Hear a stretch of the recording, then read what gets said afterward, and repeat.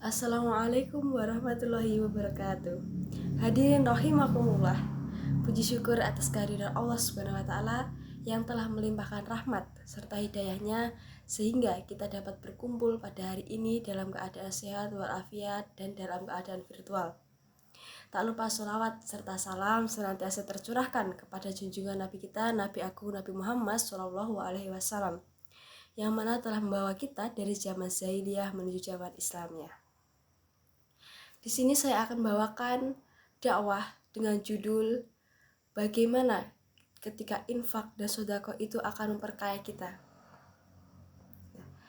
Pada umumnya, ada 3 yang berkaitan dengan pemanfaatan harta benda yang ada di sekitar kita terutama. Nah, lalu apa ketiga unsur tersebut? Yang pertama adalah komunis dengan prinsip mengutamakan kepentingan masyarakat di atas kepentingan individu para hadirin. Tiap-tiap individu tidak memiliki kemerdekaan dan menguntungkan kemiskinan, namun kerugian bagi si kaya. Yang kedua, yaitu kapitalisme dengan prinsip menitik beratkan kepada individu di atas kepentingan masyarakat. Akibatnya apa? Nanti ketika manusia lahir yang kaya semakin kaya, yang miskin semakin miskin, yang kuat semakin melemah, dan yang pintar akan memakan yang bodoh. Homo homini lupus to the politic in society, yang artinya penghisapan manusia terhadap manusia menjadi peradaban. Hadirin rahimakumullah, hanya manusia yang membawa derita dan juga untayan air mata bagi kaum duafa. Lalu apa dalam polemik?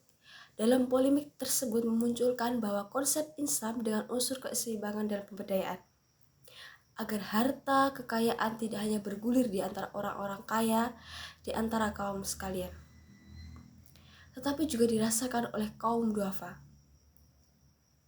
Lalu bagaimana para hadirin? Prinsip tersebut diantaranya diaplikasikan melalui pelaksanaan zakat, wakaf, dan juga infak. Dan tak lupa lagi adalah sedekah yang merupakan solusi pemberantasan dari kemiskinan,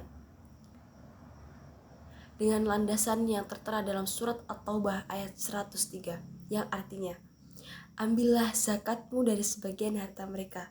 Dengan zakat itu, kamu membersihkan dan mensucikan mereka dan berdoalah untuk mereka. Sesungguhnya, doa kamu menjadi ketentraman jiwa bagi mereka. Dan Allah mendengar lagi maha mengetahui. Hadirin rahimakumullah yang saya hormati. Apa hikmahnya zakat bagi seorang muzaki? Yang tadi surat At-Taubah sudah jelaskan, yang artinya membersihkan harta dari hak-hak fakir miskin, orang yang tak berharta, dan juga orang yang berbaring di pinggir-pinggir jalan yang setiap harinya merasakan pekik getirnya kehidupan, hanya isak tangis yang ia rasakan. Yang kedua, arti dari surat At-Taubah yang sudah disebutkan tadi, membersihkan dari penyakit rakus, tamak, dan juga serakah.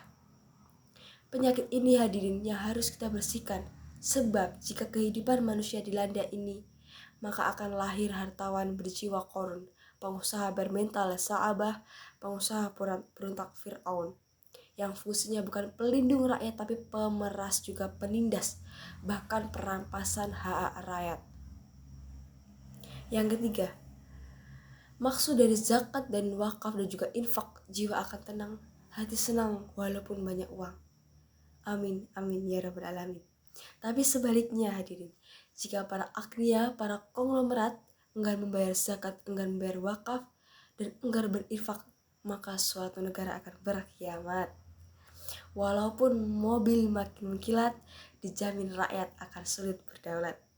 Apalagi jikalau pejabat sudah menjadi penjahat, menyiksa uang rakyat, jelas bangsa bisa kiamat. Naudzubillah min dzalik. Demikianlah yang dapat saya sampaikan. Semoga dakwah hari ini dapat bermanfaat. Wallahu muwaffiq ila aqwamit thoriq. Wassalamualaikum warahmatullahi wabarakatuh.